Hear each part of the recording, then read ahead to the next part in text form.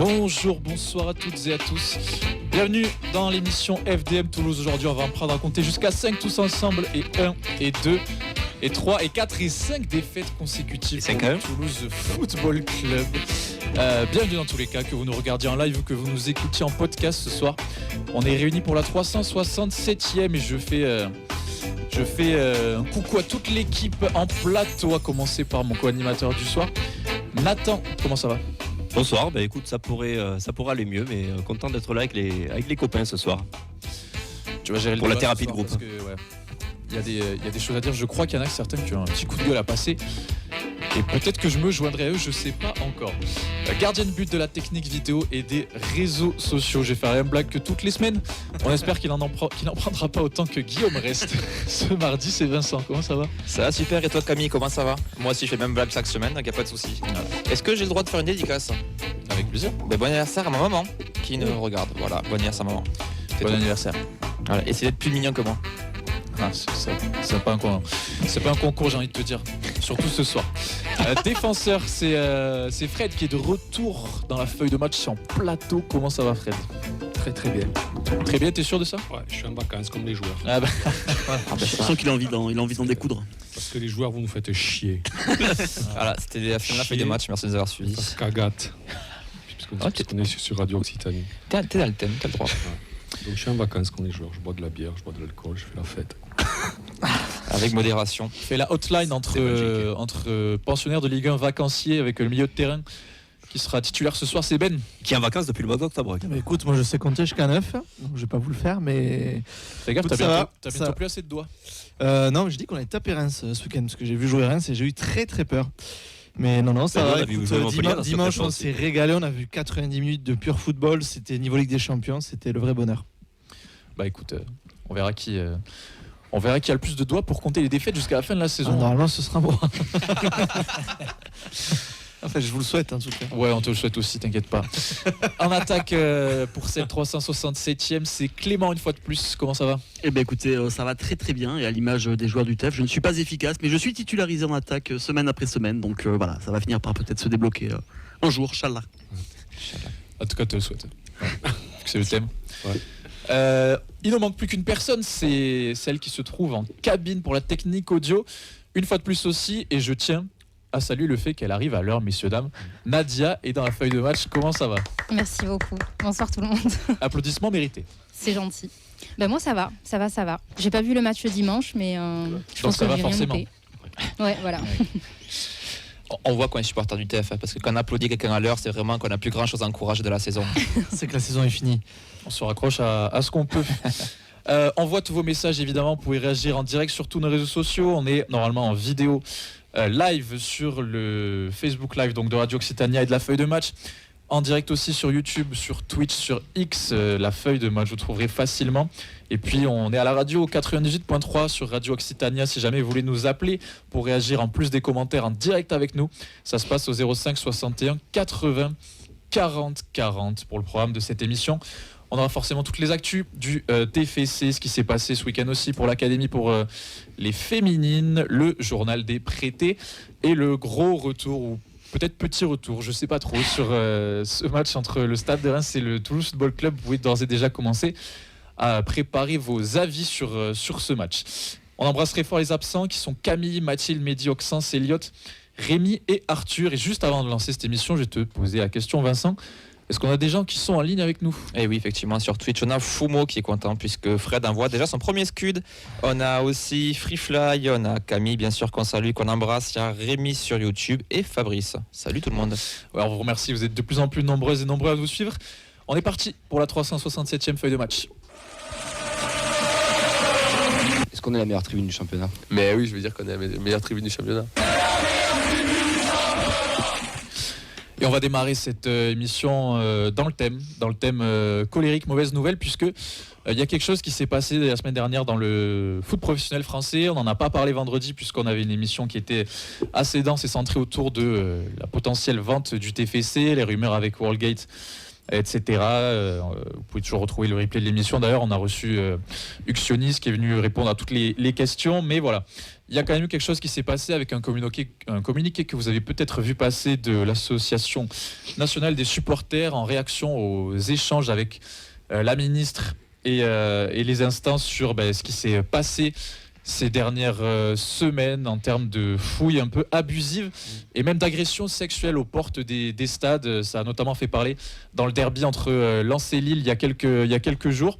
Et puis il y a eu une réaction qui est quand même assez hors sol puisque on a tout simplement expliqué, notamment à la ministre des Sports Marie Barsac, que tout simplement les fouilles seraient moins agressives et qu'il n'y aurait pas de problème si les supportrices ne cachaient pas des fumigènes dans leur partie intime.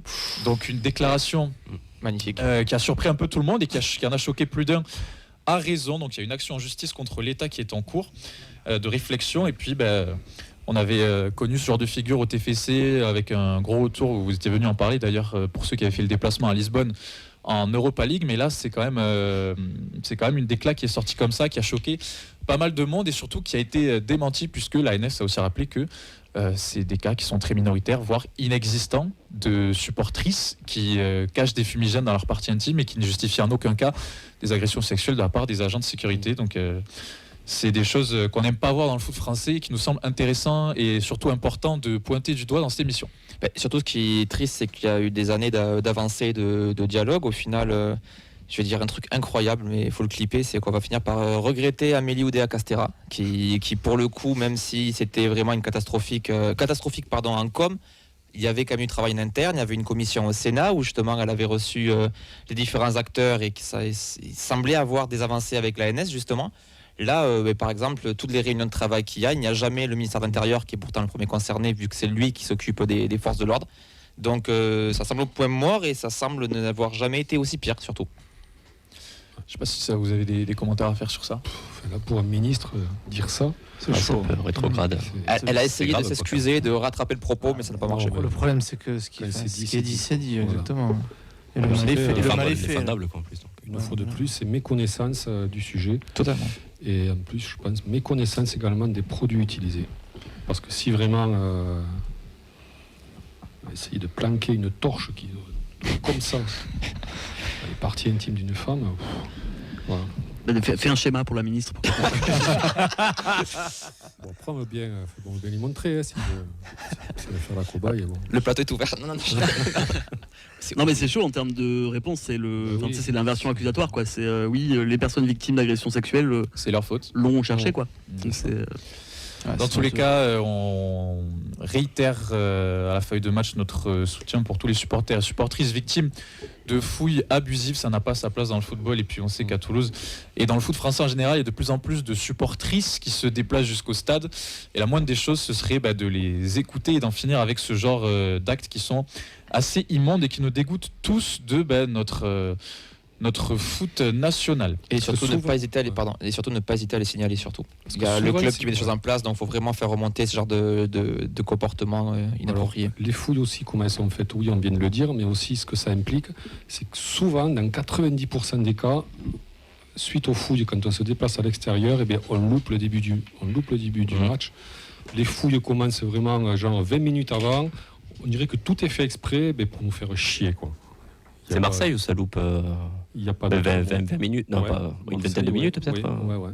C'est pas arrivé 2 fois cette année sur un et ça arrive partout, c'est tous les week-ends, c'est comme ça quoi. Donc c'est un manque de respect déjà qui continue. Un problème de plus qui s'ajoute, mais là quand même ça concerne l'intégrité physique des supporters et des supportrices, donc ça me tenait à cœur d'en parler. On va rebasculer sur ce qui s'est passé du côté du club, puisque vous l'avez peut-être suivi hier, c'était le Fans Day 2025, mon cher Nathan. Alors, on ne sait pas s'il avait caché des fumigènes, mais Oxens était présent et nous a donné ses impressions en vocal. Alors, pour mon ressenti sur le Fans Day 2025, c'est vrai que j'y suis allé avec assez peu d'attente parce que entre les déboires de l'année passée, le mauvais temps et effectivement l'expérience qui avait été assez désagréable, je m'attendais pas forcément à grand-chose, qui plus est en plus avec les mauvais résultats sportifs du moment. Donc j'y suis allé vers 14h, l'événement commençait à 13h30 et effectivement je me suis rendu compte que le parvis était quand même assez désert, donc pas grand monde, mais ça a eu ses avantages, on en reparlera juste après. Les joueurs et le staff sont arrivés sur scène vers 14h15, donc assez rapidement. On a eu un petit discours, les joueurs qui se sont répartis. Et pendant 1h et demie, on a pu se diviser dans les 3 différents pôles pour aller faire des signatures avec les joueurs, qui étaient franchement très sympa. C'était un petit peu plus souriant que l'année dernière. C'était aussi mieux organisé parce qu'on avait beaucoup de chemins qui étaient balisés, c'était plus précis, c'était beaucoup moins la cohue par rapport à l'an dernier. Je pense que le temps a joué, mais c'était quand même plus sympa. Et au final, je suis parti vers 16h30, au moment où les joueurs partaient aussi. Et de tous les avis que j'ai pu avoir, c'était quand même un truc assez positif. Donc petit bilan, effectivement pas une très très grosse affluence. Je pense qu'il devait y avoir entre à la louche 2000-3000 personnes. Mais bon, je pense que les gens qui étaient sur place ont quand même apprécié. Les activités proposées étaient quand même sympas. Il y avait du traditionnel, la visite au bord de la pelouse du stadium, le bus, les stands de jeux vidéo, la chill zone. Quelques nouveautés aussi. Il y a eu un concours de commentaires sportifs. Mais sinon, franchement, plutôt satisfait. Je pense que c'est le retour qui en ressortira aussi. Et voilà, un moment agréable, sobre mais sympathique. C'était sympa d'y être, quoi. Et du coup, on espère que Auxence a pu faire la photo avec ses idoles, Maurice et Miguel. Moi, je retiens le sobre et sympathique, tout le contraire de cette émission finalement. Non, je sais pas s'il y a des gens qui nous écoutent, qui sont allés là-bas aussi, mais j'ai l'impression que au final c'est un peu redondant avec ce qui s'est fait les années précédentes. Mieux apparemment quand même. Peut-être un peu mieux. Et puis ce sera dans le pass Premium Gold de la saison prochaine, quoi. N'oubliez pas qu'on n'est pas le public concerné. C'est plutôt destination familiale, on va dire. Où ça reste toujours un moment sympa. Convivialité pour les abonnés. C'est 15 000, 16 000 abonnés cette année, je sais plus. Oui, 16 000. Ouais. Donc par rapport à je sais pas quelle proportion avait le pass Forza Viola. Je sais pas si l'affluence est en baisse ou en hausse par rapport à, parce que j'ai vu beaucoup de spéculations sur ça par rapport aux années d'avant. Surtout l'an dernier, le souci qu'il y avait eu, qui avait été pointé du doigt, c'est que du coup, vu qu'ils sentaient qu'il n'y allait pas avoir grand monde, ils ont ouvert aussi à plein de jeunes qui n'étaient absolument pas abonnés. Et donc du coup, les abonnés qui étaient censés être privilégiés se retrouvaient noyés dans l'affluence, à faire la queue pour tout et ne voir personne. Parce que là, pour le coup, vu qu'il y avait vraiment que les abonnés, il y avait moins de monde. Et en plus, du coup, ils avaient mieux réparti avec les joueurs qui étaient un petit peu dispatchés à droite à gauche. Donc ils ont pu voir plus facilement plus de joueurs. Bon, c'est une bonne chose. Ouais. On verra si ça risque d'être maintenu pour la saison prochaine. Ça a l'air de marcher. Après, on verra. Je sais pas si tu l'as dit, mais il y a Mackenzie qui vient regarder le match avec nous au Danube dimanche, si jamais. Donc ce sera sympa aussi. C'est nickel. Allez. C'est vrai.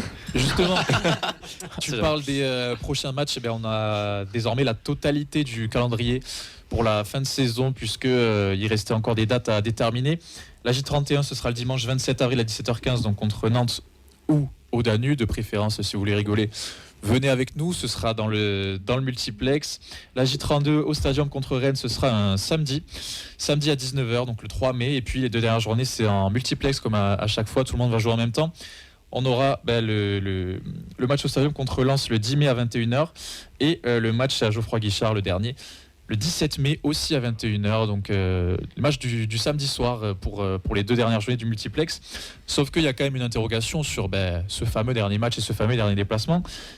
C'est de savoir si on va pouvoir y aller à Saint-Etienne, puisque vous avez peut-être suivi les événements du derby entre cette équipe de Saint-Etienne et l'Olympique Lyonnais. Il y a eu quand même des incidents avec des jets de projectiles sur le corps arbitral qui pourraient valoir des sanctions administratives à Saint-Etienne. On parle d'un retrait de points, mais on parle aussi de 10 centimes. Potentielle fermeture de tribune. Alors, fermeture partielle ou huis clos total. Huis clos total, pour un seul débile. Putain, ouais, mais c'est pas une récidive. Le huis clos total, le huis clos total reste envisagé en sachant qu'on est sur les tout derniers matchs et que ce serait le dernier match à domicile Saint-Etienne, donc on pourrait être impacté. On n'espère pas évidemment, surtout. Sanction individuelle. Le mec, ils l'ont chopé, il était déjà en garde à vue. Putain, sanctionnez-le à lui. Punissez pas ce pauvre. Après, je comprends la récidive, tout ça, mais. Sanction collective pour un acte. Pour un gros débile qui va condamner peut-être son club parce que sans public, Geoffroy Guichard, c'est quand même pas la même chose. On a Fumo sur Twitch qui dit le MHSC compte porter plainte pour plagiat. Oui, c'est vrai, parce que le pétard il avait fait mal. À 4-2 à la 92e. Bon, dans tous les cas, on a encore vu, après la sanction du virage Brice, les supporters se positionner contre ces fameuses sanctions collectives. Mais on connaît aussi les instances. Et puis il reste 2 matchs à domicile pour Saint-Etienne, un contre Monaco, un contre le TFC. Il suffit que la décision traîne un peu et qu'il y ait un huis clos envisagé pour que ça nous passe nous aussi sous le nez. Donc on espère ne pas en arriver là et qu'on pourra tous aller à Saint-Etienne. Je sais que c'est une date qui est privilégiée par beaucoup de supporters pour effectuer le déplacement. Ça va être le dernier de la saison, puis c'est un stade qui donne envie aussi d'y aller. Après, j'ai une réputation de chat noir à tenir pour les déplacements, donc on n'est plus à ça près. Envie de crever, si un deuxième DEP avec toi tombe à l'eau, c'est terrible. Tu pourras faire plus que Montpellier. Ah ben non. Après, on sait que pour ce genre de dérapage-là, c'est souvent des sanctions collectives, donc des huis clos. Ouais. Mais là, peut-être partiel, mais je sais pas. Enfin, c'est bizarre. On verra dans tous les cas. Enfin, partiel. Tu vas fermer leur honneur. Enfin, en gros, c'est une ça, tribune latérale, donc. En plus, c'est ça. Nathan, on a des nouvelles de nos jeunes qui étaient à la CAN U17. Exactement. Adam Soudi et Wassim Dardeik ont remporté la CAN U17 avec le Maroc. Ils n'ont malheureusement pas joué. Le premier a fait 2 bancs et le second n'était même pas sur une feuille de match. Donc le Maroc remporte cette CAN sans aucune défaite. C'est le journal des prêtés ou C'est déjà... Juste une question, est-ce que Nadia, tu valides la prononciation de Nathan sur les noms marocains ou pas? Elle n'a pas écouté. Non, si j'ai écouté, mais j'ai pas fait attention à la prononciation, donc ça m'a pas choqué. Tu aurais pu me dire Chokran quand même pour On continue les actus. Allez, T'es injouable. Avec demain des enchères caritatives en ligne du Toulouse Football Club qui ouvre à 14h avec des lots inédits, des expériences immersives. Pour rappel, l'année dernière, il y avait à gagner une expérience notamment VIP pour le match contre Marseille, des entraînements privés, des moments privilégiés avec les joueurs et des maillots et produits dérivés exclusifs. Donc tous les fonds iront à la Fondation UTFC. C'est dans la suite de ce qui s'est fait sur les saisons précédentes. Donc la clôture de la vente, c'est le 30 avril. Ça va s'ouvrir, vous pourrez participer et puis vous aurez une petite dizaine de jours pour essayer de choper ces lots de plus en plus intéressants, j'ai envie de dire, et puis pour financer aussi une bonne cause et l'association du club. Tu l'as vu, le lot rentre à la place de Zayt à la 90e. Il est sympa celui-là à prendre. Écoute, si je laisse à qui le veut bien, mais je ne veux pas fréquenter ce genre d'individu sur mon temps libre. J'en fais déjà assez dans l'émission. Allez, nous on va enchaîner avec le programme et les résultats de l'Académie et des féminines. Nivine, oui, la frappe de Nivine. Oui, voilà, magnifique but. L'ancienne Marseillaise qui marque contre l'OM, et ça, c'est pas beau. C'est bon ça, voilà. c'est bon. Comme chaque semaine, on démarre avec les informations de la Fabrique Violette sur la préformation, Vincent. Et oui, et week-end de Pâques, c'est forcément les tournois, c'est pas que les œufs en chocolat pour Ben. Il y a tous nos jeunes qui étaient sur les terrains de la région et même au-delà. On va commencer avec les tournois Club Christophe Revaux qui était au stadium et sur les annexes. Le tournoi U13 féminin était rapporté par le TVC dimanche et les U9 garçons les ont imités en remportant le tournoi qui était le lundi dans le cadre du Fan Days pendant que Ben est en train de se ravitailler. Ils ont battu Muret en finale. Les U12, eux, ont perdu en finale la Hale Cup d'Arsenal en Angleterre. Défaite contre Tottenham 1-0. Donc Tottenham qui gagne un tournoi organisé par Arsenal. Je pense que Ben, tu es aussi ravi que... Ils sont 17e, je m'en fous. Ok. Les U13 ont échoué en finale du challenge Eric Carrière à Auch. En poule d'abord, ils ont perdu 2-0 contre Nantes, ils ont battu Balma 2-0, puis Creil, la sélection du Gers et Mougins sur le score de 3-0. Ils ont éliminé Charleroi au tir au but, 0-0 dans le temps réglementaire. Ils se sont vengés de Nantes en demi sur le score de 1-0 et échouent en finale, comme l'an dernier, je te remercie, au tir au but 0-0 contre la Real Sociedad. Les U14, quant à eux, ont participé au prestigieux tournoi Sans Frontières de Sens. Ils ont terminé à la 12e place. L'émission Toulouse Sport a tourné un reportage dans lequel il y a eu un focus sur les pitchouns, donc il a retrouvé sur le replay de France 3, c'était ce lundi soir. En poule, le TEF a fait 1-1 contre Lens, 0-0 contre le Real Madrid et battu Saint-Etienne 1-0, ça fait rêver. Il termine second de cette première phase, il perd ensuite 2-0 contre le PSG et 5-2 contre Rest dans cette seconde phase où il termine dernier. Mais bon, ce sont les deux finalistes qui sont retrouvés en finale du coup, donc c'était quand même des grosses équipes. Reversé en finale pour la 11e place, ils perdent 2-1 contre Tokyo. Le tournoi donc a été rapporté par Reims au tir au but contre le PSG. Et pour être complet avec la préformation, les U16 ont terminé la génération Adidas Cup en Floride à la 20e place. En demi-finale de consolante, ils échouent face au futur vainqueur l'Inter Miami 3-0. Et ils perdent le match pour la 3e place 1-0 contre New England Revolution.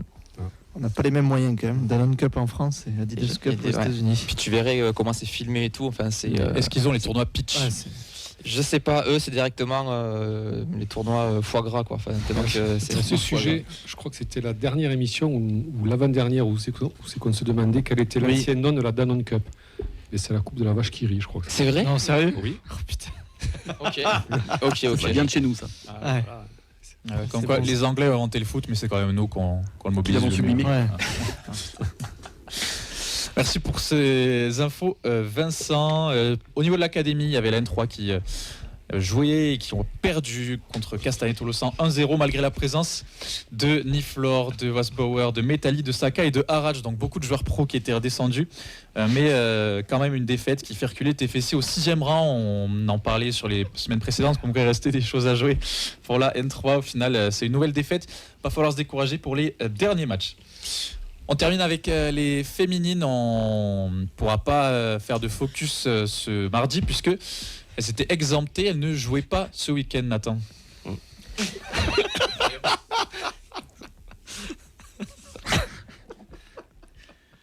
Ah, je comprends pas. Qu'est-ce qui se passe? Il y a une coquille sur le drive. J'ai une toux. Tu t'en sors ou tu veux que je t'aide?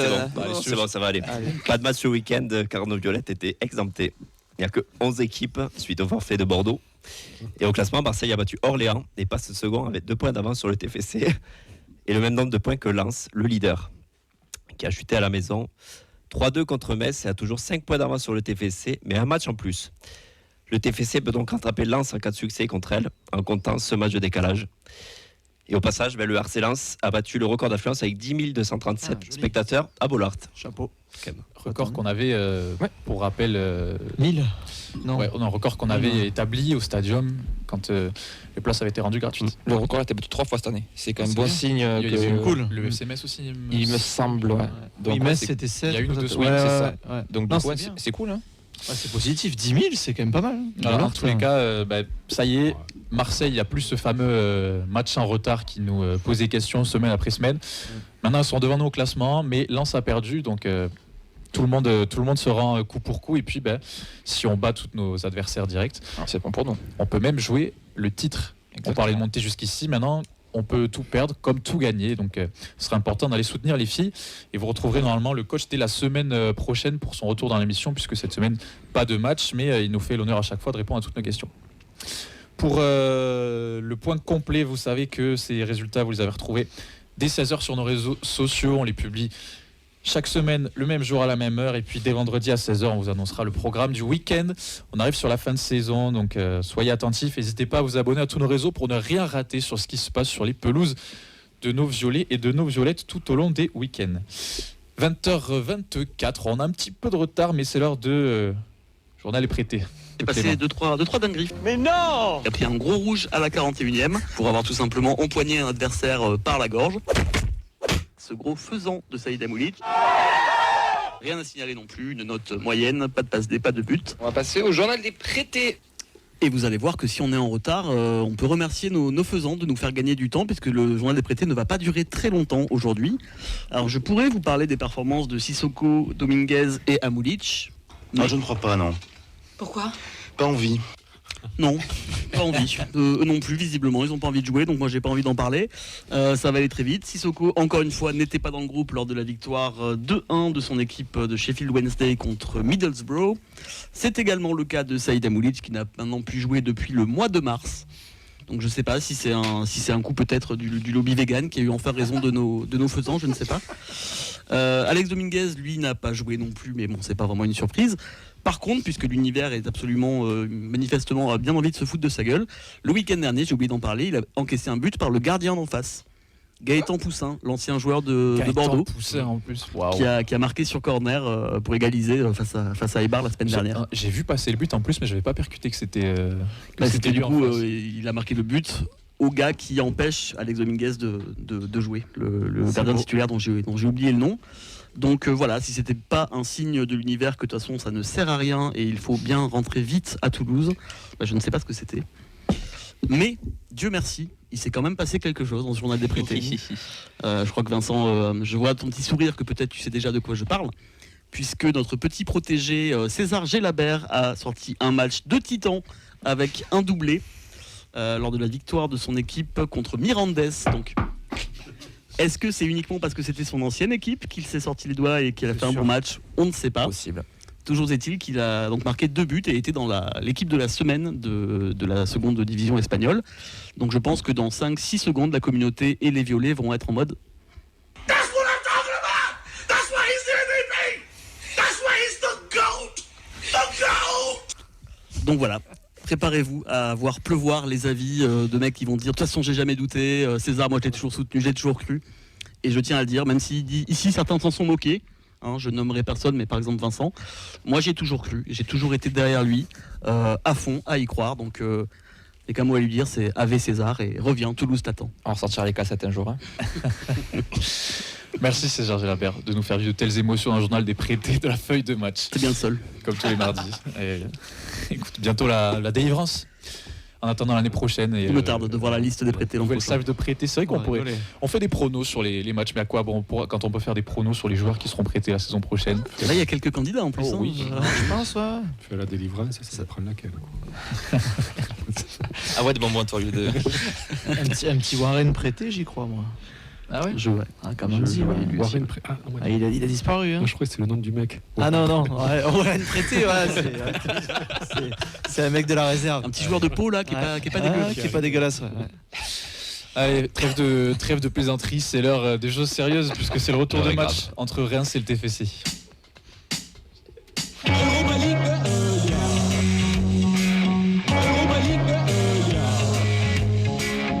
Alors tout d'abord, on va remercier toutes les personnes qui étaient présentes au Danube dimanche, malgré le spectacle proposé. On a bien rigolé, comme aujourd'hui, hein, et on a passé un bon moment. On remet ça dès dimanche, dès 16h30, pour le dernier Danube de l'année contre Nantes, s'il n'y a pas huis clos à Saint-Etienne. Si Dieu de la commission le veut. S'il n'y a pas un barrage. Oui, on l'avait oublié le barrage. Les Space Tolosa tous les lundis, les vendredis à 21h sur Twitter, pardon. Donc on va en profiter pour saluer Arthur, Elliot, Mehdi et Rémi, tous qui ne sont pas là et qui ont vu la défaite. Donc il n'y a que des optimistes autour de cette table, mais voilà, il n'avait aucun n'avait vu le perfect. Au niveau de cette compo, on avait du reste: Sidibé, Cresswell, Mackenzie, Donum, Sierro, Caceres, Oiseau, King, Beau, Magri. Sont rentrés en jeu donc Babika à la 85e pour Donum, Agdag du match, ça. À la 34e pour King et Abouklal à la 70e pour Beau. Donc défaite 1-0 de nos violets contre le Stade de Reims avec un but de Jordan Péfoc Siebatcheux. Messieurs, l'heure est grave. Quels sont vos points? Je vais commencer par toi, Vincent. Merci. Non, je sais pas. Autant chaque semaine il y a du positif à en tirer, autant là c'est notre match le moins consistant face à un des pires adversaires de la saison, pour ne pas dire le pire. Encore de bonnes occasions face à un gardien impérial. Je note surtout la défense à l'agonie, plus pourquoi s'entêter avec reste diminué. Est-ce que l'objectif c'est qu'il se fasse les croisés avant la fin de la saison? Ben. On continue de se répéter, aucun risque dans les deux surfaces, et j'incriminerai bien le changement poste rouge que j'ai trouvé honteux. Et le match était vraiment naze, mais comment vouloir à Reims qui a besoin de points et qui doit se sauver, donc eux ils veulent juste 3 points et ça fait quand même 3 victoires d'affilée pour eux. Et Toulouse même à 10 contre 11 a été un peu dangereux avec des gros guillemets. Il va falloir montrer un bien meilleur visage à Nantes pour que cette très très mauvaise série s'arrête. Clément? Moi, je vais reprendre une citation d'un grand auteur, Gary Lineker. Un match de foot dure 90 minutes et à la fin, c'est toujours le TFC qui perd. Ces dernières semaines, c'est toujours comme ça, c'est terrible. Et comme mon deuxième point, j'avais mis un peu trop de carences individuelles. À chaque match, c'est un joueur différent. Là, c'était Mackenzie. Je vais aussi en remettre une petite couche sur Guillaume Rest, mais ça, je garde pour après. Et voilà. Et le coaching de Carles Martinez-Novel, qui, je te rejoins, était assez étrange. Du coup, ça fait 2 points de plus que le TFC ces 6 derniers matchs. Tout à fait. Je suis un peu fier. 1 sur 18.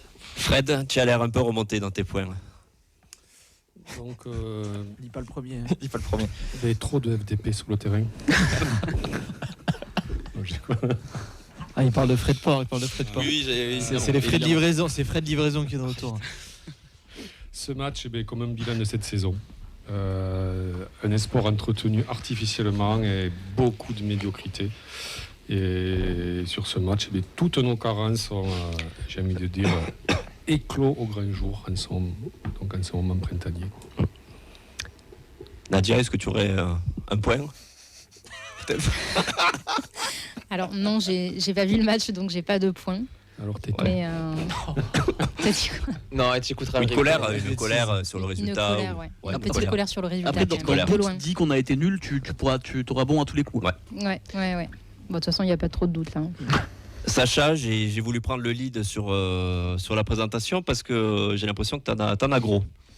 Effectivement. Je suis d'accord avec tout le monde à peu près, mais moi, en fait, mon point, il n'est pas tant sur l'analyse parce que c'est un ressenti que j'avais à chaud à sortie du match, mais qui s'est pas estompé en fait, alors qu'on est mardi. C'est plus sur le sentiment. Comme disait Vincent, d'habitude, il y a toujours quelque chose. Là, on est sur la 5e défaite consécutive, mais il y avait toujours des choses un peu à en retirer. Je voyais des choses, des fois, je voyais quelques individualités, un Siro qui est au niveau, un Caceres qui est un peu au-dessus, un Magri qui plante quand même. Là, j'ai l'impression qu'il n'y a vraiment rien eu. Et la frustration qu'on adore débriefer actuellement, je ne l'ai même pas. J'ai juste de la colère qui a fait place à de la déception, qui fait place à juste du dépit, quoi. On a été nuls. Du début à la fin, je n'ai presque rien à retirer de ce match, à part ce sentiment-là de se dire, ok, c'est peut-être un point de rupture dans la fin de saison où je me dis que sur ce match-là, on n'a même pas fait semblant face à un adversaire qui, même en supériorité numérique, a déposé les armes devant nous et a dit débrouillez-vous, et on n'a pas su faire grand-chose face à une équipe qui, honnêtement, sans manquer de respect à tous les amoureux du Stade de Reims de la grande époque et d'aujourd'hui, il n'y avait pas grand-chose. Et pourtant, on n'a rien fait. On a fait le dos rond et puis tu as l'impression que on n'en avait pas envie en fait. Je me demande si on n'a même pas cherché à faire semblant. Donc je suis un peu remonté. Ça m'était jamais arrivé sur les dernières semaines. Là, c'est la première fois que j'ai vraiment ce sentiment de me dire qu'il n'y avait rien à faire, qu'on n'avait même pas envie, et que ce sentiment d'impuissance, que tu sais que dès que tu vois la couleur du carton que Bollangier sort, tu sais que ton match va être terminé. Tu as envie un peu d'y croire, mais il ne se passe rien et ton après-midi est flingué au bout de même pas une demi-heure de jeu. 27e. On a beaucoup de déceptions sur ce match-là, alors que la saison, on le rappelle, mais bon, elle est quasiment terminée pour nous. On n'a plus rien à jouer depuis quelques matchs. Sur les derniers matchs, on avait tendance à être un petit peu positif. On se disait en fait c'est le niveau de l'adversaire qui a rendu, qui fait qu'on a perdu tout simplement parce qu'on était dans le jeu plutôt bon. Mais comment du coup on peut expliquer qu'on soit aussi déçu à ce moment-là de la saison sur un match qui un match de fin de saison, on n'a pas grand chose à jouer. Toi Vincent, comment tu le Quel moment? Ah oui, mince. Dis-moi la question. J'ai pas. Non, c'était sur pourquoi à ce moment-là, comment on peut expliquer qu'on ait autant de déceptions sur ce match-là, alors qu'on répète depuis quelques semaines que c'est le même type de match qu'on voit en fait. Parce que sur les 5 derniers matchs, c'est 5 bonnes équipes qu'on joue. C'est 5 équipes qui ont quelque chose à jouer de plus gros, qui est la course à l'Europe. Tout le monde joue la course à l'Europe, on est d'accord sur les 5 derniers matchs. Qui c'est que joue oui. Parce qu'on a Monaco, on a Strasbourg. Brest, qui Marseille. Oui, donc on joue que des équipes européennes, donc forcément tu dis c'est normal qu'ils soient meilleurs que nous. Et t'es pas loin, donc c'est une frustration entre guillemets normale. Tu te dis là on tombe sur plus petit que nous, parce que pour le coup c'est plus petit que nous, ils ont passé toute la saison derrière nous. Tu te dis que tu dois les taper. C'est un objectif, même si eux sont sur la forme du moment, sont meilleurs que nous, même si eux jouent leur survie pour le coup, parce que nous on est énormément tranquille. Ça j'y crois vraiment sans aucun souci. Je peux parier un restaurant avec Rémi quand il veut, qu'on va se maintenir tranquille, même si on perd tout. Bref, on n'attend pas la même chose par rapport à l'adversaire qui est en face. Puis même sur le papier, il y avait tout qui était fait pour qu'il y ait du jeu. On voit King qui est testé. Ça fait longtemps qu'on n'avait pas eu d'innovation. Donc tous les ingrédients sont réunis pour faire quelque chose. Sans parler de ça, tu regardes le Stade de Reims, on peut parler de leur forme actuelle, ils ont été battre quelques gros, etc. Mais ça fait partie du lot des équipes que normalement tu es censé faire. On a tarté Montpellier chez eux, on a tarté Angers chez eux, on a tarté Le Havre chez eux. Dans ce que tu disais, les attentes, tu es censé attendre un minimum de qualité et de production face à une équipe comme ça. Et moi, ce qui me désole, c'est qu'on se retrouve avec un 0 pointé. Si je pense à une action qui m'a un peu marqué, si je pense à un joueur que j'ai envie de mettre au-dessus, il n'y a rien qui me vient en fait. Il y a quand même Diouf qui fait plusieurs arrêts là, d'affilée, donc c'est plus qu'une situation, c'est une vraie occasion et tu as encore le gardien qui fait le travail. Mais juste avant, grosse double parade, voire 3 même. Et juste avant, tu as deux frappes de Benjamin à nage, donc je veux dire U13 pour les plus jeunes qui sont juste cadrés, qui sont juste poussés quoi. Mais techniquement, tu as les situations pour faire beaucoup mieux. T'as une frappe de Siro qui passe pas loin aussi. Oui, je trouve ça très poussif quand même. Oui, mais totalement. Plus le carton rouge après, encore une fois, le carton rouge force le match d'entrée. C'est vrai. Donc c'est frustrant. Après, tu es plus dangereux. D'ailleurs, tu as tes 2 occasions. Oui, une fois que tu as dit. Tu as quelques arrêts aussi du gardien rémois sur coup de pied arrêté aussi qui va sortir quelques parades, tu es censé être supérieur à ce moment-là. Toi, Fred, tu as quand même eu des mots assez durs. Hein, tu as dit espoir entretenu artificiellement. Qu'est-ce qu'il a dit? Espoir entretenu artificiellement et beaucoup de médiocrité. Oui. Voilà. Et qu'est-ce qui t'évoque de la médiocrité? C'est quelque chose qu'on ne disait pas forcément sur les matchs d'avant. La médiocrité, déjà, sur ce match-là, dans l'attitude, j'ai trouvé les joueurs à la ramasse, notamment au milieu. Le nombre de fois où Ito, sur son côté droit, il s'est amusé. Le nombre de fois où il y a eu des 1 contre 1 au milieu et où notre joueur s'est fait éliminer, mais comme un minime. Il y a une sur la frappe qu'il met derrière le pied d'appui là, Caceres, je sais pas où il est parti, mais le nombre de fois où les 1 contre 1, on les joue pas, on se fait éliminer, mais même sans un coup d'épaule, même sans vraiment. Voilà. Puis la médiocrité, j'ai trouvé aussi dans. Mais j'ai envie de le dire aussi, sur ce match, Carles Novel, je l'ai pas trouvé bon. Ça arrive, hein. Oui. Ça arrive aussi. Mais l'attitude des joueurs, ils sont clairement en vacances et ils nous l'ont montré. Là, ils nous ont dit, nous sommes en vacances. Donc maintenant, tous les discours, on est une équipe, on va se battre jusqu'au bout, on va chercher ci, on va chercher ça. Il y a 3 mois, oui, on va jouer l'Europe, on est tout ça, moi, j'y crois plus à ces discours. Même au discours du président d'avant-saison, on va jouer ci, on va jouer ça. On n'a pas de plafond de verre. Et si on a un plafond de verre, et le plafond de verre, même il s'est rabaissé, je trouve, puisque maintenant on parle plus ni de 8e, ni de 9, 10, 11. On parle même maintenant de 12, 13, voire même 14.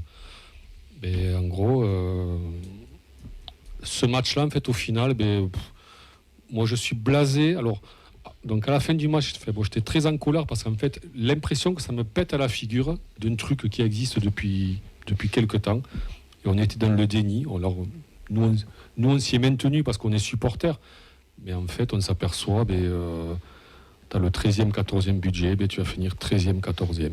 Voilà l'ambition du TEF, là, sur cette saison. Et j'ai envie de dire, voilà l'ambition du TEF, là, aujourd'hui. Donc place à la saison prochaine. Voilà. Je vais en profiter pour lire le point de Cam et te faire réagir, Clément, par rapport à ça, parce que tu rejoins assez son avis. Donc selon lui, c'est 5 défaites d'affilée, défaites à Reims. Donc je le cite, une équipe de peintres. De pipe. On perd le match quand on repasse à 5. On est en vacances et ça se voit. Et il demande aux joueurs de se réveiller. Donc toi, il parle Camille parle du fait qu'on perd le match quand on repasse à 5. Toi, tu veux pointer du doigt aussi le coaching étrange de Carles. Donc la compo étrange et les remplacements. Et donc j'imagine aussi le fait de repasser à 5. C'est un peu un menu maxi best-of de tout ça, si tu veux. Mais je trouve un peu dur avec les joueurs à titre individuel. Pour moi, ils n'ont pas été spécialement moins bons que les matchs d'avant. Pour moi, le problème, il était plus global, plus dans l'approche tactique. On a vraiment senti une équipe qui n'avait pas d'idée, en fait. Contrairement au match contre Lille, où on avait quand même des phases de jeu intéressantes, où il se passait des choses sur le terrain au niveau du bloc de l'équipe. Là, vraiment, c'était chacun dans son coin, qui tente un petit truc, et puis ça ne prend jamais, parce qu'il n'y a jamais d'élan collectif, il n'y a jamais de choses qui sont mises en place pour mettre en difficulté l'adversaire, contrairement à ce qui avait pu être fait lors des dernières semaines, et c'est aussi pour ça qu'on était assez positif. Là, vraiment, pour moi, c'était le néant absolu. Alors, je ne sais pas d'où ça vient, hein. Ça vient de la compo, on a vu des ailiers qui apportaient pas forcément ce qu'ils devaient apporter, Beau qui passe complètement à côté, Donum de l'autre côté c'était pas non plus flamboyant, et vraiment on n'a rien vu de ce qui faisait le TEF de ces dernières, si ce n'est semaines, de ces derniers mois, de quand même une équipe qui, quand elle veut, arrive quand même à développer des choses, à proposer des choses. Là vraiment c'était une tristesse infinie, et je peux pas blâmer que les joueurs pour ça. Alors oui, les joueurs, on l'a déjà dit, hein, ils sont limités, ils font ce qu'ils peuvent, hein, mais il faut aussi qu'il y ait quelque chose derrière pour les amener. Et là, pour le coup, je ne l'ai pas senti. J'ai senti Carles Novel sans réaction, sans solution. On en parlait, hein, le changement à la sortie de King, quand tu prends le rouge. C'est dur pour lui, le pauvre. Ouais, puis tu te dis, en fait, tu fais ce changement-là, le message que tu envoies, c'est on joue le 0-0, quoi. Oui. C'est on va serrer les fesses et on fait rentrer des défenseurs, et puis advienne que pourra. Et si on a de la chance, il y aura peut-être un contre, tu vois. Mais je trouve que le message que tu envoies à l'équipe et à l'adversaire est catastrophique. Et derrière, au fil du match, ça bouge quasi plus, quoi. les dernières rentrées, elles sont hyper tardives. C'est 85e, alors qu'il y avait quand même des choses à tenter. L'adversaire en face, il sortait pour plus. le coup, en face, t'es sûr que ça n'aurait rien tenté de plus que. Non. Ouais, moi, j'ai pas compris que Babika rentre aussi tard et qu'il se passe pas d'autres choses niveau coaching, quoi. Bon, après, tu fais sortir King, c'est un choix. C'est fait, tu vois, mais t'as d'autres joueurs sur le banc qui peuvent apporter d'autres trucs après, quoi. Ouais, puis surtout, enfin, c'est pas heureux puisqu'il y a le rouge, il y a le rouge, donc on prend le but aussi, donc c'est pas heureux, mais c'est. Non, mais c'est. Oui, mais tu. Pardon. Je dis, ça a été n'importe quoi. Le milieu de terrain, mais bon, on a une équipe coupée en deux, mais quasiment, même en première mi-temps déjà, même en fin de première mi-temps, une équipe coupée en deux. Puis au final, tu enlèves le joueur qui en plus lui redescend pour rapporter quelque chose dans le jeu, donc ça aide pas. Mais en gros, le sentiment que les joueurs, rien à foutre, quoi. Mais moi, ce qui me c'est ce sentiment-là que c'est dur quand même. Moi, c'est pas les joueurs qui me. Si, moi j'ai trouvé les joueurs, mais. Tu lâches 11 mecs sur un terrain, tu leur files pas de consignes, bon, évidemment, il faut pas. Ils ont pas besoin de consignes après. Au bout de 30 journées, il n'y a plus trop besoin de consignes. Le système, Après, le système de jeu est le même. Mais contre un adversaire qui joue pas, oui, on l'a toujours vu qu'on a eu des difficultés face à ces blocs bas. Et forcément, après, j'essaye un peu de tempérer les choses, de comprendre aussi pourquoi on a vu cette prestation-là. Mais quand tu as une équipe de Reims aussi faible, qu'en plus de ça, tu prends un rouge à la 27e minute, donc ça te conditionne aussi le fait que derrière, ton match il change complètement. Je sais pas, mais c'est des joueurs professionnels. Ils ont perdu 4 matchs d'affilée. Tu joues contre une équipe bas de tableau. À un moment donné, tu te dis pas qu'il faut se crier, qu'il faut sauver ton honneur, qu'il n'y a pas les pros surtout. Exactement. Tu joues une équipe bas de tableau qui donne sa vie sur le terrain, je dis pas le contraire. Mais là, tu vas perdre au Vélodrome, tu perds chez toi contre Lille, ok machin, mais là t'es dans une période où sur les 5 derniers matchs t'as rien gagné du tout. Et tu coach, c'est pas interdit de leur gueuler dessus aussi, hein, il y a un moment. Oui, non mais la faute est partagée, mais moi j'ai pas ce fameux truc de je suis fier de la réaction de mon équipe, ou j'ai vu des joueurs qui ont tout donné malgré tout. Sur ce match-là, moi je n'ai rien à sauver, vraiment. Ouais, puis surtout, le rouge, on le prend à la 27e, donc tu peux t'es là pour essayer quelque chose. Au final, t'as rien à perdre, t'as rien à gagner non plus. Donc autant tenter quelque chose, donc tenter de rester dans le schéma que le schéma que t'as. Au pire, faire rentrer un milieu de terrain pour essayer de reprendre la densité au milieu, mais pas repasser dans le même système avec juste un défenseur en plus. Parce qu'au final, le message que tu envoies, c'est comme tu dis, c'est on vient jouer le 0-0 chez vous, alors que c'est à 27e. Au pire, ça se plante. Tu fais changer la 45e. Si tu prends une volée et tu en prends 3 derrière, est-ce qu'on a le même discours aussi? Mais au pire, fais ton changement à 1-0. Fais ton changement à 1-0 au pire. Ou sinon, fais ton changement à la mi-temps, c'est la 27e. Non, mais sur la c'est la 8e minute du match, je dis pas. Mais à la 27e. La physionomie du match, tu ne sens jamais que Brest va te mettre 4 buts, quoi. Non. Reims, pardon. Brest, on les a sentis les 4 buts. En soi, on est fébrile, mais déjà, pour qu'arriver à se mettre 4 buts, il faut qu'ils tirent au minimum 4 fois. Et là, ok, ça leur sourit, le fameux un tir but, etc. Mais après, tu prépares un match contre le TFC, tu te dis, on n'a pas besoin de tirer beaucoup, les gars. Ouais, mais quand tu regardes le stade de Reims, je sais pas, moi je me dis pas, putain, ils vont nous mettre 5 frappes là avant la mi-temps ou quoi. Non, mais par contre, dans la dynamique que tu traverses, tu sais très bien que s'il y a une occasion, tu as une chance sur 2 d'en prendre un.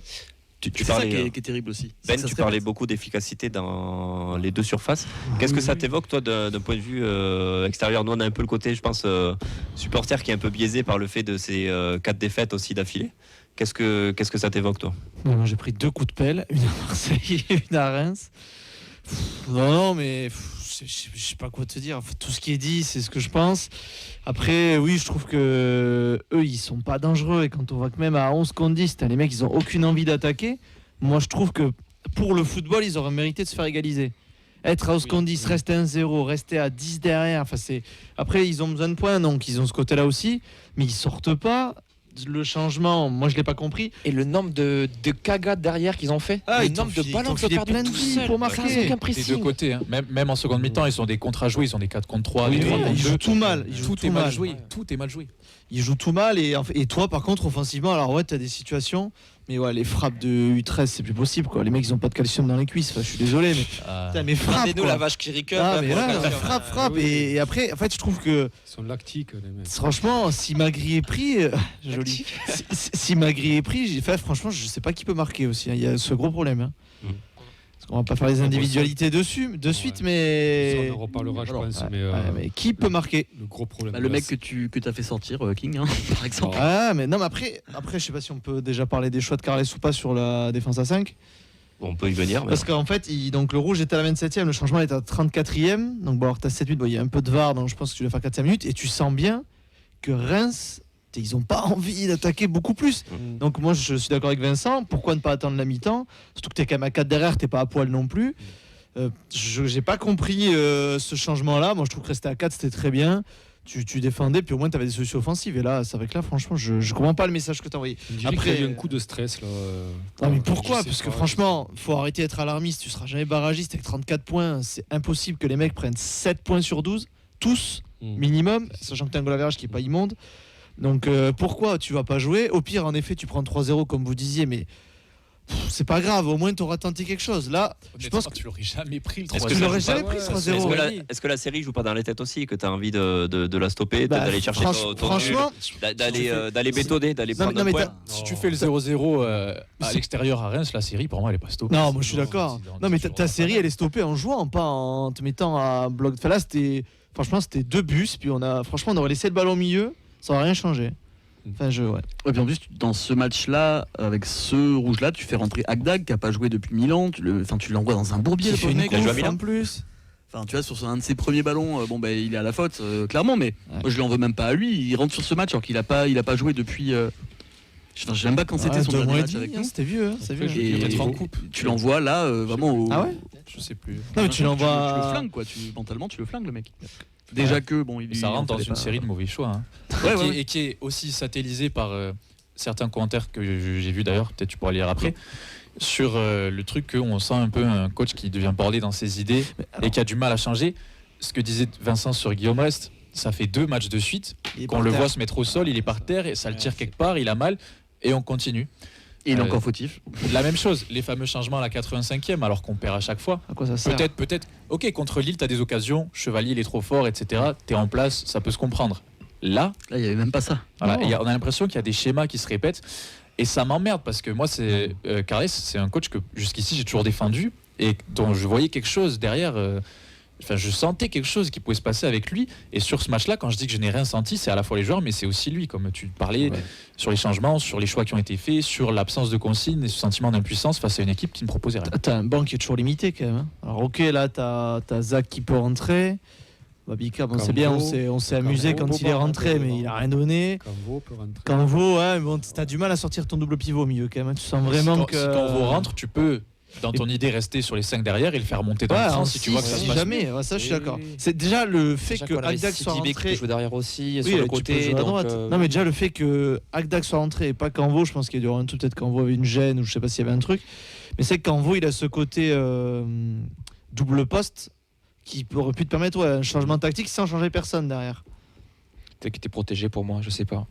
C'est un bourbier, est-ce que tu l'envoies quand vous dans ce bourbier-là? S'il n'a pas joué au moment de se progresse. À Monaco, c'était un bourbier aussi, il a fait une connerie. Non, vous êtes sérieux? Entre guillemets. Le match de Rennes, c'est un bourbier. Un match où tu es réduit à 10 à la 30e, oui, c'est joué. Mais c'est un jeune, il va apprendre. Ça s'est joué à 3 à l'heure pendant 70 minutes à 3 à l'heure. Tu as dit qu'Envo, il a. C'est une question. Tu as dit qu'Envo, il a 6 minutes en Ligue 1 maintenant. C'est pas si tu envoies un jeune qui sort de. Non, puis ça lui fera de l'expérience. C'est de l'expérience de jouer à 10. Moi, je pense qu'il y a eu dans la réflexion, je dis pas que c'est ça, mais dans la réflexion, je me demande s'il n'y a pas eu un truc de est-ce qu'on va pas me reprocher de le griller, quoi. En tout cas, t'as flingué Agdad derrière. Ouais, mais je pense qu'il met tout le monde s'en fout par rapport à Convo. Je pense qu'il voit très bien que ce qu'on lui reproche justement, c'est l'impression qu'il se passe la même chose chaque semaine et de ne pas essayer quelque chose d'un peu nouveau pour que ça vienne peut-être de là, tu vois. Vincent, t'as des réactions sur les réseaux? Beaucoup de réactions, désolé pour le retard. J'ai Jérémy qui m'engueule par message privé carrément. Il y a Romain qui nous dit merci à vous, j'ai passé un bon moment, j'espère être là dimanche contre Nantes en parlant du Danube. Fabrice nous dit comme dirait Casa, j'ai vu de jolies choses, c'est plus pour le clin d'œil que pour autre chose. Johan, dans le jeu toujours fébrile depuis quelques semaines, nouvelle, je comprends plus certains choix et une direction muette. Fabrice du coup qui revient en disant rien de positif à tirer sur ce match face à des Rémois qui étaient à notre portée, je suis vraiment en colère. Le côté positif ce sont les supporters toulousains toujours au rendez-vous en parkage. Foumo à ce rythme, heureusement que le Havre et Saint-Étienne ont un gros calendrier, si l'année prochaine on peut faire un nouveau DEP à Montpellier. Il y a Paul qui nous dit de semaine en semaine on passe de on peut peut-être jouer l'Europe à on joue le maintien. Je vois plus la deuxième partie de son message, excusez-moi. Qu'est-ce que je peux vous souligner d'autre sur Lucas nous dit sur ces 5 derniers matchs on n'a pas eu beaucoup de chance dans l'ensemble, ce qui est pas faux non plus niveau réussite. Mais la chance ça se provoque aussi. Bien sûr. Du coup, Camille qui soulignait sur ces matchs avec 2 équipes de pipe, on ne doit jamais repasser à 5, ça tue le match. Rémi qui nous dit, on va dire les termes, ce que je pense, Carles est au bout, il n'a plus d'idée, il reste sur ce schéma et les joueurs l'ont lâché. Il faut clairement se poser la question si on doit insuffler une nouvelle dynamique, coach compris. Je vais répondre à ça. Je finis après, tu vois. Parce que... Retiens là ce que je veux dire. Camille qui renchérit en disant que c'est bizarre, situation actuelle, des échos de vente sur le terrain, c'est catastrophique, un présent discret, on est dans la tourmente. Et j'ai retrouvé la deuxième partie du message de Paul. En fin de compte, est-ce que la saison 2022-2023 est un accident de parcours avec ce titre en Coupe de France? J'ai l'impression que d'année en année, on fait à peu près la même chose. C'est pas faux.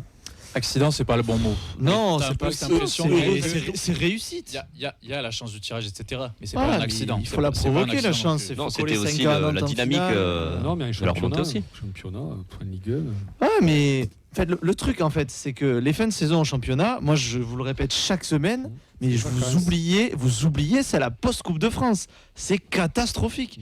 Et je pense qu'à Toulouse, on en parle beaucoup à Monaco. C'est peut-être que quand la saison est terminée et qu'il reste quelques matchs, t'as plus rien à jouer, t'arrives en claquette, t'en as plus rien à foutre. C'est ça. Et ça, moi je pense qu'il y a ça. Et pour rebondir sur ce que dit Rémi, appeler toujours au changement, la stabilité c'est bien aussi. Moi je le répète qu'il faut attendre le mercato. L'année prochaine, je serai plus dur si en effet avec les droités, t'as pas un recrutement qui est de qualité. Mais là, écoute, Carles il fait ce qu'il peut. Moi je trouve qu'il a toujours un banc qui est faiblard. Et en effet, puis je dirais pas que les mecs l'ont lâché, mais les mecs sont en vacances. Mais je suis pas sûr que ce serait n'importe qui d'autre, ce serait différent. Enfin, faut arrêter de penser que. Et après, vous auriez un colonel, un Girard, vous pleureriez aussi. Enfin, ouais, moi je suis un peu fatigué. Je vais lancer un pavé dans la mare. Est-ce que c'est vrai qu'on voit beaucoup de frustration chez les supporters. Est-ce que ce match-là, il marque une cassure en fait entre. Est-ce que tu penses qu'il faut rouvrir les maisons closes pour la frustration des joueurs, des supporters, pardon? Une cassure, on sent, il y a beaucoup de personnes qui se disent oui, je m'identifie plus dans cette équipe. Une fissure. Ouais, une fissure. Faut-il rouvrir plus petit. Mais voilà, vous aujourd'hui, est-ce que c'est l'heure de sonner de tirer la sonnette d'alarme, ou est-ce que voilà, il faut laisser du temps au temps? C'est vrai que Carles, on a loué aussi qu'il y avait des idées qui se mettaient en place. On voyait qu'il y avait une patte Carles. C'est vrai que bon, quand on en arrive là, on voit qu'il y a certaines limites aussi. Est-ce que voilà, dans votre tête, qu'est-ce que... Moi, je trouve que ça a tendance, comme souvent chez nos chers supporters et les supporters de manière générale, quand même une légère tendance à la surréaction. C'est-à-dire, si là, tu trouves qu'il y a une rupture entre on jouait rien et on joue encore plus rien qu'il y a 2 matchs, il n'y a pas de raison d'avoir une rupture. Je peux comprendre qu'on en ait marre, la série, elle est pas jolie, tout ce que tu veux, mais on jouait déjà plus rien de toute façon, donc un peu plus ou un peu moins. Enfin, moi, je veux bien qu'on parle de rupture si on revient à il y a 3 mois où peut-être on jouait quelque chose. Mais maintenant, voilà, c'est juste que ça continue. On ne jouait rien et on continue à ne rien jouer. Et forcément, les mauvais résultats appellent les mauvais résultats. Et voilà, mais dire qu'on n'en peut plus, qu'on fait une rupture, etc., je trouve que c'est un peu fort et c'est un peu surréagir à la crise qu'on vit, qui est pas non plus... Enfin, on n'est pas en danger, quoi. Moi, je trouve qu'il faut se calmer un petit peu. J'ai une théorie qui est aussi une question au final, c'est est-ce qu'avec la data, on est programmé pour rien jouer? C'est-à-dire que, est-ce que à partir du moment où tu joues pas la Coupe de France, tu joues pas l'Europe, tu joues pas le maintien et tu joues pas ton objectif, qui était du coup cette 8e, 9e place, est-ce que tu sais jouer? Est-ce que tu peux proposer autre chose? Est-ce que tu peux réussir numériquement à motiver les joueurs et l'ensemble du staff à jouer quelque chose qui ne vaut rien, puisqu'il n'y a pas d'ambition sportive derrière ou quoi? Finalement, la seconde Coupe de France, une fois qu'on a eu l'objectif Coupe de France, c'est complètement parti. La première année, une fois qu'on a eu le maintien, ça s'est aussi relâché. Est-ce que finalement, l'an dernier, après la Coupe d'Europe, il y a eu un petit creux aussi? Est-ce que finalement, on peut ne rien jouer? En fait, moi, si tu fais le bilan de la saison, on aura passé quand même une bonne partie sur ces fameuses 8, 9, 10e places où on y a un peu cru et où on avait des choses à dire. La vraie cassure, et je suis d'accord avec Rémi et Camille dans les commentaires, pour moi c'est l'élimination en Coupe de France contre Guingamp. C'est là vraiment où tu peux parler de quelque chose qui n'arrive. C'était vraiment une faute. Là, ça a du sens. Il y a eu un comportement, il y a eu tout ce que tu veux. La vraie cassure, pour moi, là où elle est plus fissure que cassure, c'est juste que ce match-là te prouve que, ok, sur la fin de saison, si tout le monde s'en fout, qu'on sort les claquettes et qu'on pense à ce qui va se passer cet été, c'est terminé, quoi. Donc moi, jusqu'ici, je pensais qu'on pouvait faire quelque chose et même qu'à domicile, on pouvait faire quelque chose alors qu'on va jouer Rennes et Lens. Là, ce match-là, il me remet énormément de doutes. Et je comprends les gens qui n'ont plus envie de suivre ces mecs-là spécialement, parce qu'on sait que le public à Toulouse, on fait encore 25-26 000. Mais c'est des gens qui sont nouveaux et qui ont été biberonnés dans toute cette nouvelle dynamique du club et qui peuvent avoir le mécontentement plus facile, ce que tu disais, mais justifié à mon goût là. Juste la cassure, elle va aussi se voir potentiellement sur la campagne d'abonnement. Parce que là, t'es 16 000, si tu tombes à 10 ou 11, là, ça peut être plus compliqué. Et sur les discours aussi. Et sur les discours. Sur les discours en l'intersaison. Et après, sur ce que dit Sacha, en fait, on se fait avoir, mais chaque fois, comme dit Ben, on le sait, quand tu assures ton, tu assures ton maintien à 7-8 journées de la fin, la saison elle est finie. Il faut arrêter de croire que devant, tu ne regardes plus rien devant. Et on n'est pas les seuls, c'est toutes les équipes, je pense. Non, ou alors il te faut des primes de OK si on atteint cette. Il n'y a que l'argent qui va les motiver là. Et encore, je suis même pas sûr. Mais sur la data, Vincent, moi je pense que de toute façon, la data, la limite de la data. Quand tu veux être champion de France ou champion d'Europe, je sais pas quoi, t'as pas besoin de la data, puisque tu as les moyens de te payer les joueurs et tu as surtout les moyens de te tromper. Si tu mets 15-20 millions sur un type et que ça marche pas, t'es pas emmerdé. Et les meilleurs joueurs, tu sais qui c'est, t'as pas besoin de la data pour savoir que lui il est bon, que lui il marquera 25 buts, voilà. Donc ça de toute façon, c'est pas notre univers. Mais la data en fait, moi j'ai l'impression quand même, j'ai l'impression que ce système-là, alors comme dit Rémi, on arrive au bout du truc, c'est-à-dire que moi, alors donc telle qu'elle est faite, telle qu'elle est programmée, telle qu'elle est utilisée, j'ai l'impression qu'on ira guère plus loin que ces places où c'est qu'on est depuis 1 an, 2 ans, c'est-à-dire 11, 12, 9, 8, tu vois ça. Mais qu'on n'ira pas plus haut avec ça. Non, c'est sûr. Mais il va te falloir plus de joueurs à une qualité. Donc au bout d'un moment, il va falloir que nous... Ce que tu disais, ce que Fred disait aussi, tu as un budget qui est limité, tu en subis les conséquences, et cet été va être important. Cet été, voilà. Et non, mais c'est pour ça que je te dis, il te faut un banc de bien meilleure qualité. Il te faut un banc de bien meilleure qualité. Après, quand tu rentres des mecs, les mecs ils sont au niveau. Là, tu rentres des mecs. Ou alors qu'en début de saison, on nous dise, voilà, il va y avoir 2 ans, 3 ans, difficiles. Ça, tu sais qu'on va rien ne dira jamais. Non, mais regarde comment les gens réagissent quand tu as une com qui est positive autour du club. Comment tu veux qu'un dirigeant du club se mette à dire ça, même si eux le pensent. Sadran l'a fait pendant des années, donc c'est déjà dur. Hein. Oui, mais tu vois l'ambiance que ça crée autour du club aussi. En fait, c'est triste, mais il est obligé de t'enfumer. En début d'année, tu peux pas dire on va jouer. Et là, c'est l'une des premières fois on est dos au mur. Donc, c'est-à-dire, on a eu cette période pendant 5 ans.